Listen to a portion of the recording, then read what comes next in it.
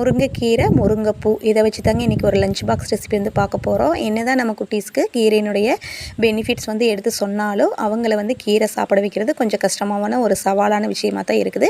இன்றைக்கி லஞ்சுக்கு ஒரு சூப்பரான டிஷ் அதை வச்சு பார்க்கலாம் வாங்க. கீரை வந்து பார்த்திங்கன்னா நல்லா பொடியாக கட் பண்ணிக்கோங்க. முருங்கைப்பூவையும் வந்து பொடியாக கட் பண்ணிக்கோங்க.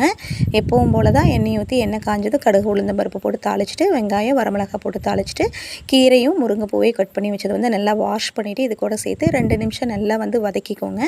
அதுக்கப்புறம் கீரை முழுகிற அளவுக்கு தேவையான அளவு தண்ணி ஊற்றி மூடி வச்சு ஒரு 10 நிமிஷம் நல்லா கீரை வெந்ததுக்கப்புறம் தேவையான அளவு உப்பு போட்டுட்டு நல்லா ட்ரை ஆனதுக்கப்புறம் உங்களுக்கு எத்தனை முட்டை தேவையோ அந்த அளவுக்கு வந்து முட்டை உடச்சி ஊற்றிட்டு நல்லா கிளறி விட்டுட்டிங்கன்னா நல்லா ட்ரை ஆயிரும்.